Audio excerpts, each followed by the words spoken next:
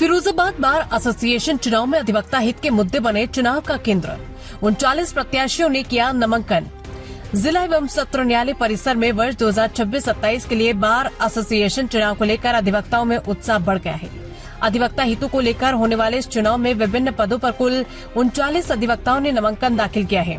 Bar association के मुख्य चुनाव अधिकारी अधिवक्ता शिवराज सिंह चौहान ने बताया कि 19 अगस्त को नामांकन वापसी की प्रक्रिया रखी गई थी, लेकिन चुनाव मैदान में मौजूद प्रत्याशी चुनाव लड़ने के लिए तैयार हैं।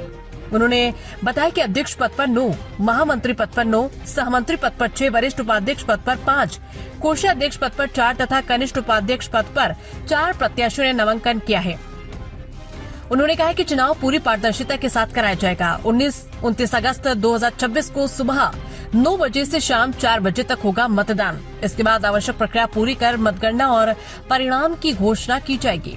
अधिवक्ता हित के मुद्दे बने चुनावी चर्चा का केंद्र। अध्यक्ष पद के प्रत्याशी अधिवक्ताओं के बीच पहुंचकर अपने अपने एजेंडे और मुद्दे सामने रख रहे हैं। इनमें दबराई क्षेत्र में स्थित अधिवक्ताओं के कार्यालय की समस्या प्रमुख रूप से सामने आ रही।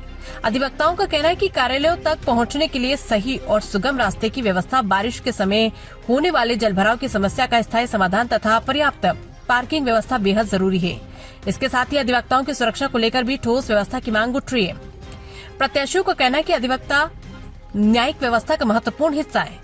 इसके लिए उनके साथ किसी भी प्रकार की अप्रिय घटना होने पर उन्हें संगठन की ओर से प्रभावी कानूनी एवं आर्थिक सहायता मिलनी चाहिए। मेडिकल सहायता से लेकर परिवार की मदद तक का मुद्दा। चुनाव में अधिवक्ता हित से जुड़े मुद्दे में मेडिकल सहायता भी प्रमुख रूप से शामिल की जा रही है। प्रत्याशियों का कहना है कि किसी अधिवक्ता को गंभीर बीमारी या आकस्मिक स्थिति का सामना करना पड़े तो बार एसोसिएशन की ओर से सहायता की ठोस व्यवस्था होनी चाहिए।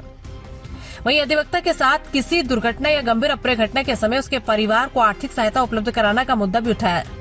इसके लिए बार एसोसिएशन की ओर से एक बड़ी सहायता राशि निर्धारित किए जाने की मांग और वादा प्रत्याशियों द्वारा किया जा रहा है। अधिवक्ताओं के बीच अब चर्चा इस बात को लेकर है कि कौन प्रत्याशी केवल चुनावी वादे करने के बजाय इन समस्याओं के समाधान के लिए ठोस कार्य योजना लेकर सामने आता है। 29 अगस्त को होने वाले बार एसोसिएशन चुनाव अब सिर्फ पदों का चुनाव नहीं, बल्कि अधिवक्ता हित, सुरक्षा सुविधाओं और उनके परिवार के भविष्य से जुड़े मुद्दों का चुनाव बनता नजर आ रहा है। फिरोजाबाद से ब्यूरो चीफ शशिकांत भारद्वाज की रिपोर्ट। स्वयं के लालच के लिए या स्वयं के व्यक्तिगत लाभ के लिए उसको तार किया, उसकी गर्मा को धूमल किया है।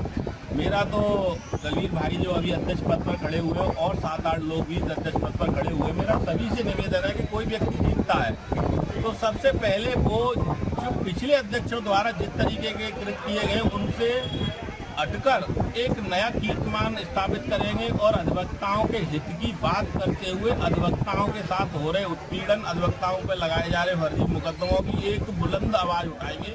Bar council of Uttar Pradesh को इसके संबंध में अपने समय समय पर जानकारी देते रहेंगे, जो कि अभी देखने को नहीं मिलती है। जैसा मेरे भाई ने भी कहा था कि हमारे अध्यक्ष पद का जो गर्मामय पद था, जिसमें जिला मजिस्ट्रेट के सामने, जिला जज के सामने एक बगल में कुर्सी अध्यक्ष के पद की डलती थी, लेकिन अब वो नहीं डलती है। ये बड़ा ही संदेह और बड़ा दुख का खेद का विषय है कि जो पद गर्मामयी है वो आज बहुत ही हल्के में लिया जाता है। उसका कारण ये है कि एक अधिवक्ताओं में यानी कि एक डिसिप्लिन ना होना, एक इम्यूनिटी ना होना, एक तरीके से अधिवक्ताओं में अंदरूनी एक दूसरे के प्रति द्वेष भावना होना। जी सर, आपका शुभ नाम? शिवराज सिंह यादव, एडवोकेट पूर्व बीजीसी, वर्तमान मुख्य चुनाव अधिकारी बार एसोसिएशन फिरोजाबाद।